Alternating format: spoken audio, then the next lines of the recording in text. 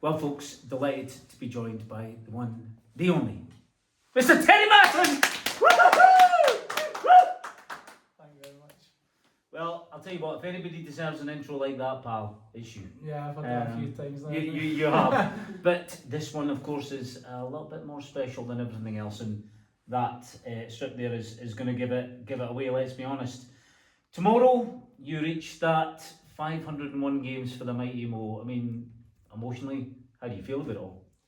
Yeah, I think I'm obviously absolutely delighted. It's probably the proudest moment in my career. Obviously, my time here at the club, I've managed to be a league winner and obviously got awarded with a testimonial, but like other teammates, even in my time, have achieved that, whereas this is probably something that's quite rare. Like for a player to be at a club 16 years and to rack up 501 appearances, it's some achievement. So yeah, incredibly proud. Yeah, so it should be. I mean, you touch on that point there. Do you think the way that football is the game nowadays, the chances of somebody actually achieving what you've achieved is probably pretty slim? Yeah, I think obviously we've got a couple of players in our group that's maybe been here 10 plus years, but it doesn't happen very often. I think I can only think of maybe like 5 players in the lower leagues that's been able to do it. So yeah, 16 years, it's a long time. Usually it's like mass clear out new players every year, whereas yeah, I've been able to obviously stay here through a few managers, and yeah, 16 years is a long time. Sure is. Is Webby basically gone in for you this total? Is that has he said anything to you? It might be like, I don't know what Webby's thinking in terms of playing, but I didn't actually realise he was as high up the board as he is, but he's obviously, I don't know, 430 odd or whatever, which is really good as well. And if, I don't know, if he's wanting to keep playing on, it's well within his reach as well, I guess. I mean, it's incredible to think that 2 of you from that team could get at least, above 500. It's quite an achievement. Yeah, really is. like I say, we've had a few players in this group, or some have obviously left, like Watson and stuff, but I think it's quite rare to have a group that's been together as long as we have, and like achieving records like 500 appearances, 400 appearances. Webby's got a lot of goals, so yeah, it's been a successful group. Well, the news for you, my friend, is we've got some questions that we'd like to further for the 16 years you've been here. Brian would like you to think that they're all mine. They're not. They're Brian's. so if you don't like any of these questions, they were set by Brian. All right, just to let you know. Right, sure. Right, you ready? Yeah. So Brian's put them into 5 sections. So the first one is breaking the record. So we've got. How does it feel personally to become the all-time appearance record holder? Well, we've kind of talked about that. So that one's out there. At what point did you think you could break the record that had been set by Les? Well, obviously, up until a couple of years ago, I thought I was trying to beat Davies. So, Yeah. yeah, I think a few years ago, obviously, when it was like 4:32 or whatever it was, I had to beat, and then there was the new stats that kind of got on there. So I did actually wonder if I'd achieve it or not. But yeah, thankfully, obviously, I've been here for another few seasons, and yeah, delighted to actually be able to achieve it tomorrow. Did it make you more determined actually when you found that there was this, higher total that you had to go on and reach? Did you think, do you know what? I'm actually going to go my way now to try and make that? Yeah, part of me, obviously I was really disappointed at the time because I thought I could have achieved it a couple of years ago, but at the same time I was counting up like, how many seasons does that need to be, how many games would I have to play, because obviously I wasn't getting any younger at that point, like I would have been 35.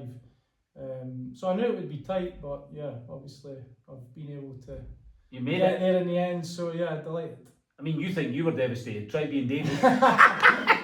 He was absolutely gutted. He's trying to claim he's played more minutes than me now, so yeah, he's clutching at straws. He really is. Of course, I love the fact that he says that he's the highest appearance holder for a goalkeeper. Do you know what I mean? He always finds a way. Good Davy. So the other one we've got with the breaking the record is you've had more than your fair share of injuries over the years. Did you ever consider having to hang up your boots? Probably not. Like I've had, I think, 3 kind of knee injuries that have required surgery, but like it's probably normal for someone that's had a lengthy career like the time I have. But maybe my most recent one where I done my ACL, like that was quite a serious injury for someone who would have been 35 at the time, but I don't think I felt ready to retire at that point, so obviously I got the surgery and I was able to keep playing for another few years. But yeah, I've never felt like I've had to hang them up from injury sort of thing. Yeah. Do you feel like you need to hang them up now? Yeah, it's obviously I'm getting to a stage in my career where I'm not getting any younger. Like you can, unless you're Dillo, you can only play on for so long. So yeah, listen, I know the time's coming quite soon, and whenever it may be, it'll be sort of thing. Yeah, but I mean, you are. Yeah, I mean, you look after yourself. You know what I mean? I mean, very similar in terms of physique here, you can see. So I know what I'm talking about. But yeah, I mean, you clearly have a few years left in you if you want it. I suppose it's the wanting element. Yeah, I think there's a lot of things like to weigh up. Like obviously got a young family. Yeah. My body, like I don't feel like it did when I was 21, but I don't feel like it's given up on me if you like. Yeah. But yeah, I think it's a decision I'll maybe think about in the summer and take a little bit of time before I decide. Okay, very good. Right, this is Brian's next topic. This is tackles. Oh yeah. Yeah, your favourite subject. We could have had many questions here, I feel. You've always relished the physical side of the game. Do you feel the game has got less physical over the years, and have you tried to adapt your natural game as a result? Well, I think we all know the answer to that, but what do you think? Yeah, I think like enjoying the tackles probably something that I've always done. Like even from a young player, it's just part of the game I enjoyed really, and I think I learned quite quickly that when you're up against good players, they don't like someone that's been physical with them. So I guess I just tried to use it to my advantage, like trying to be a horrible player to play against, don't give good players time and space, and yeah, I think that's maybe why fans have taken to me, to be honest. I think they quite like a player that works hard and gets stuck in, and I think that's probably one of my big attributes. And so, are you telling us that you've never adapted your game over the years? I'd like to think I have, but probably like I don't know, my card record maybe doesn't show. Doesn't reflect that. I think in terms of the game itself, like it has changed. You definitely can't be as physical as you maybe used to. Like even if you win the ball in a tackle now, like if the referee thinks it's reckless, then it's a foul, or even you get booked. And I think sometimes that's what's happened with me. Like referees would book me at the first opportunity because then I couldn't be flying into the tackles, and obviously. Yeah, often you'll see him booked in the first half, much to the frustration of maybe the gaffer. But yeah, I think it's just part of my game. I've never been able to change it, and I think if you did, I probably wouldn't be the same player. Same player so, you are. Yeah, you can't change the nature of the beast and all that. It's I mean, do you feel your reputation sometimes then precedes you in terms of? Yeah, no, I think it definitely has over the years. Like.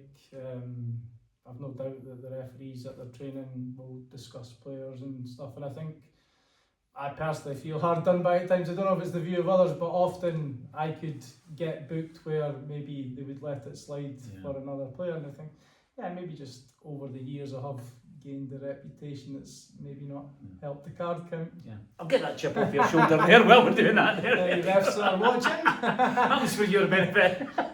Right, okay, next one we've got is how do you feel when the Mo fans chant to the opposition, Tez is going to get you?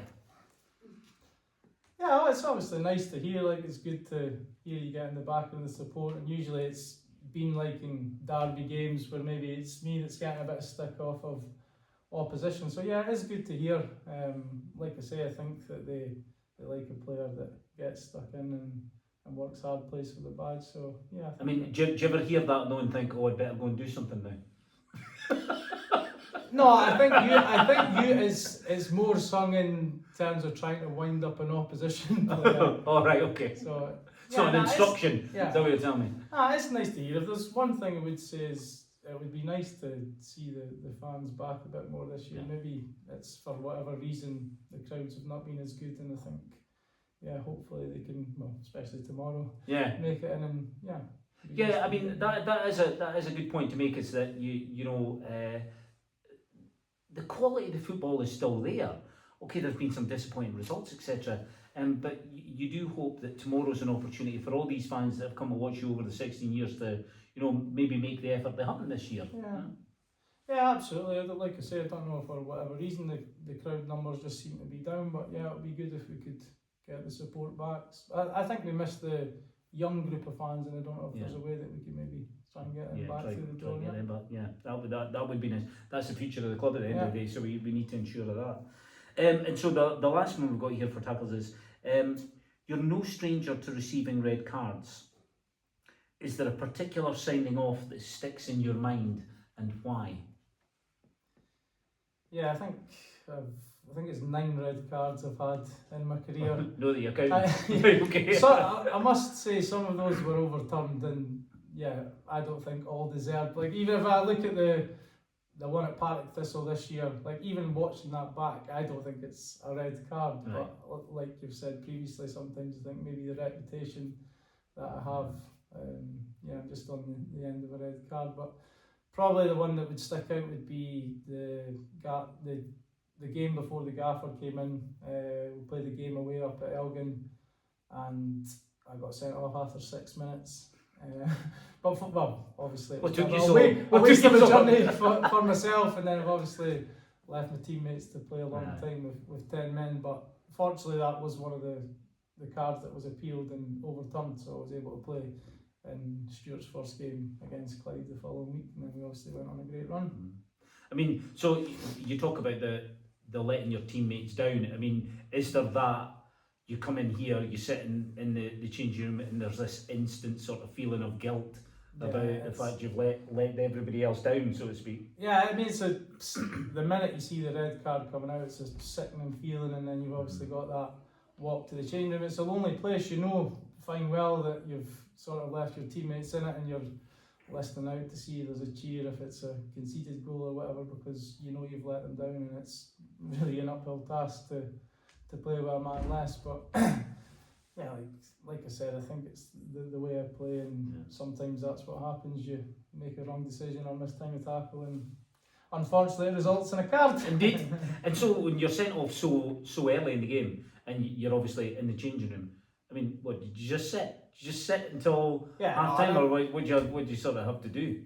Yeah, I mean, if it's as early as that, you've obviously got time to get yourself a shower and get back out and watch the boys. But yeah, if there's been times where it's later on in the game, second half, it is just a case of waiting in the changing room for the boys to come in and just hoping they've been able to get a result. Yeah, you ever thought of scarping off before they came back? I've heard a couple of cheers, and you're go on. You'll be seen for dust. Right, here we go, Ted. So this is Brian's third topic here. We've got playing. So who's been the toughest players that you faced, and has there been any you particularly enjoyed winding up? I think in my time playing in League 2 and League 1, like, there's been loads of good players, whether it's just dropping down levels or like now with all the cooperation games, we've got like players coming from bigger clubs. Probably if I was to pick out a couple of players, like Bobby Lynn was a very good player at this level, and he seemed to always score against us when we played. Really difficult to play against. More recently, probably a team like Cove would probably became like more like our derby, and someone like Fraser Fivey would definitely be up there.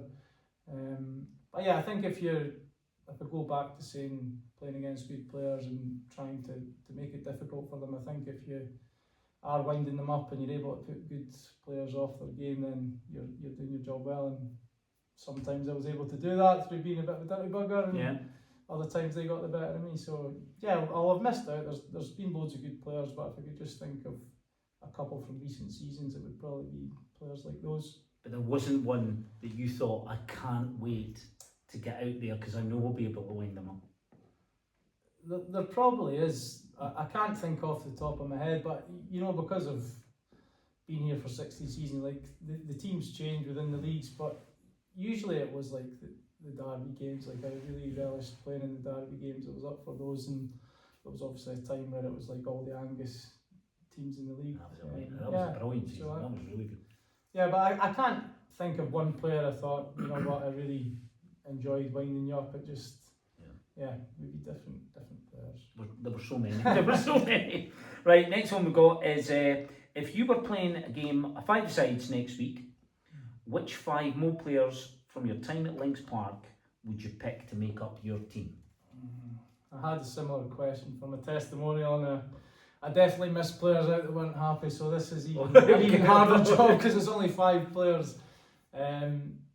First person would probably be my big mate Watson. Like, obviously played most of my career with him, not just here but elsewhere.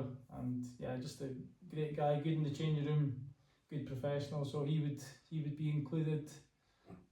Next up, I'll go for Midge, just a player that was probably like a level above League One, like technique and stuff, brilliant. So he would be well suited to a five-a-side team. Probably go Dillo. I think he's arguably been the manager's best signing, and again just had a great career above League One. So yeah, he was, and actually his technique is underrated. He's actually a very good footballer, so he would actually be well suited to five-a-sides. I'll go for Webby. Again, part of the car school for like a big part of my time at Montrose, and like I said previously, like great numbers, his goal records really impressive. Am I in the team as well? Yeah. Well, let's make it six-a-side, shall we? Yeah, six-a-side. Yeah, let's blame the person who made up the question. Well, if I'm the other player, Jano's going to be really disappointed, but he'll be on the bench in the first sub. If it was a six-a-side, I've gone without a goalie there, but I'm sure if I stuck him in the goal, that'd do the job. It'd be difficult to get past him. So yeah, I'll go for him now. He gave me a bit of stick for not including him, so I'll throw him in the team. Very good. Yeah, well, great choices, but as you say, you can guarantee when somebody watches this, they'll be saying, "Why was my name not mentioned?" I know I'll have left someone out, and I apologise for that, but like I say, I've been here a long time, I've played with so many players. You could make this 11-a-side. You could have like 22 in the pitch. It's not going to matter, eh? There's always going to be somebody that you feel should have been there, but wasn't.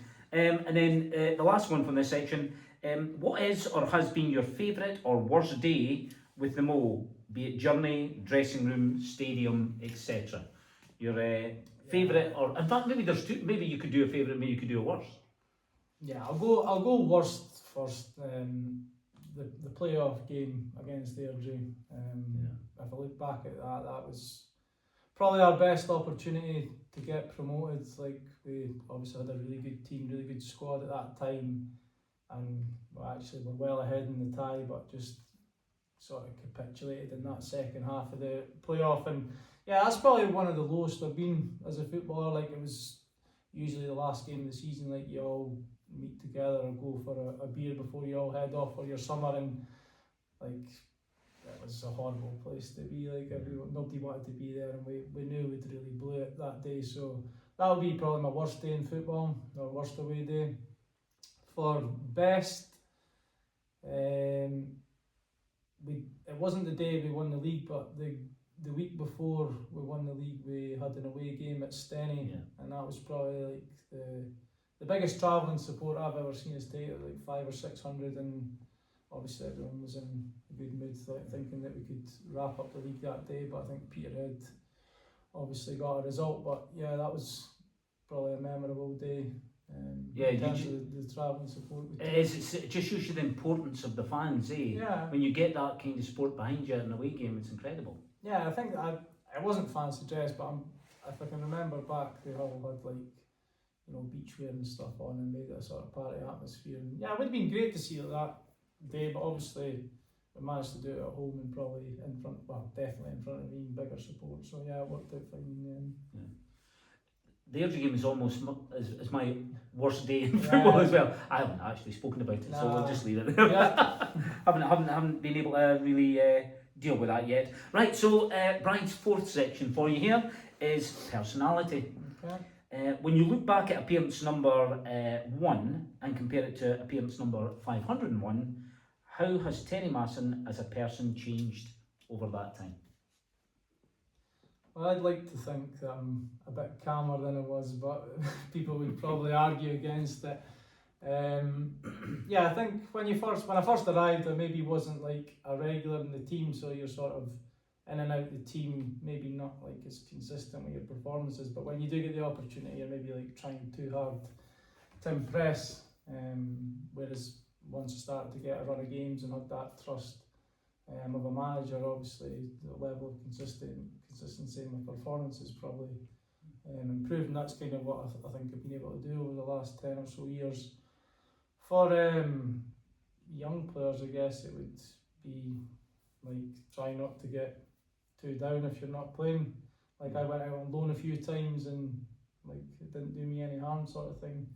But yeah, I think it was at 21. It wasn't all like success stories. Like it was quite difficult to start with, in and out the team, couple of injuries, and then yeah, it wasn't until maybe a second manager came in that I really cemented my place in the team. Yeah, kind of haven't looked back. I think that is an important thing to get across, that it's not a negative to be put out to other teams. Yeah. Just to give you more playing time than anything else. Better that than being on the bench. Yeah, I mean, I still consider myself to be a young player at 21. Obviously, we see people breaking into the team much younger now, but at 21, I still felt like a young player. And like I say, it was really hard to get that level of consistency. Like you're not in the team every week, and maybe when you are getting your chance, it's 10 minutes here, and you're just trying too hard almost to impress.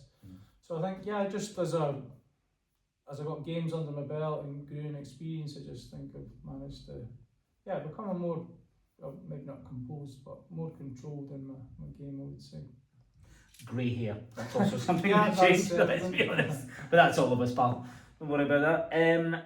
You have played under a number of different managers over your 16 years. How would you describe the key strength of each? I think I maybe had 6 managers. So obviously Stephen Tweed brought me here. I think at the time it was a really young team that he put together, so like players that had maybe just been released from Dundee United. And yeah, he was good at giving players their opportunity. Yeah. Obviously, like I said, I was still a young boy essentially. Unfortunately, he was, I think, only here half a season, or half of my first season, so it didn't really work with him for a great deal of time, but thankful to him for bringing me to the club. The next one was Ray Farnham, and that was probably the manager that got me into the team. And I think a big strength of his, or what I enjoyed working with him, is he was really good one-to-one. So maybe didn't stand up and address the group and speak to the group for a long time, but he would come around and give individual players or groups of players pointers, and I think he really helped me with my game, and like I say, breaking into the team and playing regularly. And then once he moved on, we had a couple of managers, Stuart Garden, George Shields, who I think actually had better squads than we maybe showed on the pitch. I think we really underachieved with their teams, but again, very good players, and they're just, I don't know, for whatever reason, low confidence, couldn't put results together, we just didn't do well. And then from there we had Higgs, who I really liked working under, but actually we didn't always get on. Like I think for a period of time I was actually frozen out. He didn't like me chatting back to him, but he was really good. I think we were both good for each other actually, and obviously he was able to get that result, that playoff result that meant we didn't drop down. And then the gaffer, obviously, when he first came in, he's basically just had a group of players that, like I say, were maybe underachieving and got the best out of them. And yeah, I'm obviously thankful that I've played a lot of years under him, and he's part of the reason that I've managed to achieve this record, just through including in the team and kind of playing me every week. And yeah, both been part of a successful period. Yeah, I mean, to be fair, that's another thing. It's probably unusual for someone to have a manager for that period of time. I mean, because that's even worse than being a player, let's be honest. The door of revolving around there constantly with managers. Yeah, like I say, obviously sometimes you've got every year there's a big player turnover, but obviously with promotion or being in the playoffs and stuff, there's been interest in the gaffer. For whatever reason, he's not had the opportunity to go elsewhere. But yeah, it's probably is quite rare. I think someone told me it's his 400th game. Absolutely. So incredible. Yeah, that's a high number of games that we've both worked under each other for. It's a big day tomorrow for both of you, let's be honest. Last one for personality, I think. Let me just double check. Yes, it is, last one. So we've got Archie Anderson is doing a great job these days raising the profile of the team and the players across social media. How does it feel that let me get this right. How does it feel that Archie is too young to remember your first Mo appearance? How does that make you feel? Yeah, that's quite embarrassing. It does make you feel a bit old, but no, Archie is doing a great job. I think a lot of the players actually appreciate the social media side that he's doing. Like, I'm not on TikTok, but I think they all like the edits and watching themselves back, or the pictures and stuff he shares. And I think it is really good for raising the profile of the club. Like, obviously touched on, it'd be great to get a newer generation, younger supporters, and I think that's the way forward. Even like last week, we're up at Inverness. He's first there. Like, it's a big commitment, and I would say he's doing a big job and an important job in making sure we're keeping up with other teams. Because I would definitely say the social media is something that's come on this season. Yeah, young fans look for that. Let's be honest. Yeah. And if you can spark their interest, then great. Yeah. Of course, in our job, you get used to teaching the next generation. Are you quite at that stage yet? You now teaching children? I'm saying he's doing a great job on social media, but a big problem I've got is getting kids off their phones. So, it's football separate to school life, but he's doing a good job. He's just well done, Archie. Cracking effort. Right, this is Brian's last section of questions for you, Tess. So it's reflection. Yeah. Takes me back to watching the ministers on the television, that reflections. Here we go. So, as a senior pro, you've become a role model for young players coming through. What advice would you give to a 21-year-old Terry Masson arriving at Links Park for the first time? I think I touched on a previous question, but what would I say to a 21-year-old? I would probably say to them to try and enjoy playing football a bit more. I think, like, anyone that knows me, like, I'm someone that's quite a serious guy on match day. I don't know if it's just I like to be focused, or that's the way that I need to, the frame of mind I need to be in to play well. But sometimes you forget that you're actually playing it for enjoyment. So possibly that would be what I would remind a 21-year-old self starting out. For young players, like I've said, try not to get too down if you're not playing, or if you need to go out on loan, and when you do get your opportunity, it's important that you try and take it. But if you've got the quality, obviously it does show, and you'll end up getting into the team. But we've got a lot of young boys in just now, maybe frustrated that they're not getting in because they've got old guys like me still playing ahead of them. But just be patient, keep working hard, and eventually their time will come. It's I think it is important that it's not just like football. I think life for a lot of people sort of just passes them by. They forget that this isn't a dress rehearsal. You've got to make the most of the time that you've got it. I remember speaking to Watson. He was the same. When you know it's coming to an end, you do have to remind yourself to savour every moment and just enjoy the games that you've got left, sort of thing. I think a smile on your face. That's the kind of mindset that I'm trying to get myself into now. Happy days. Right, so if you could fast forward 5 years, what does Terry Masson's life look like? Playing, coaching, managing? Is it part-time, full-time, professional, junior level, etc.? Where do you see yourself in 5 years' time? I'd like to think I would still be involved in football. Obviously I know that my playing is coming to an end sometime soon. But the last few years I've been trying to prepare, getting my coaching badges, so I'm ready for when that time comes. This year I've started doing a bit of my own coaching. I've been in with the Aberdeen young boys one night a week. I'd like to think when the time comes, just from the experience I've got and the years of playing, that there would be a sort of coaching role and opportunity for me to go into. But nothing's set in stone. I mean, I'm still young, still learning that side of the game, like in terms of being a coach. So open to whatever comes. 5 years, God knows. There's a lot can happen in 5 years, right? I don't think I'm not someone that could be without football. I think it's been it's been a routine for so long that I would have to be involved in some capacity. So maybe playing is coming to an end, but I would still like to be involved in some form. And would you ever consider coming back here in that sort of capacity, or do you think it's important you actually you go away for a wee while before you even consider coming back? I don't, like I say, I wouldn't be closing any doors. I'd be open to new opportunities. I think There's obviously a big coaching staff at the club at the minute. I don't foresee there being an avenue in that way. So yeah, I think it would be a case of going away elsewhere, building up my experience.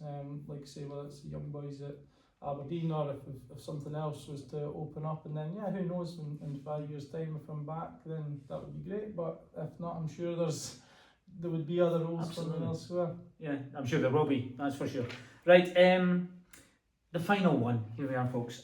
In years to come, how would you like Mo fans to remember your time at Links Park? And if they had to sum you up in 3 words, what would you like those 3 words to be?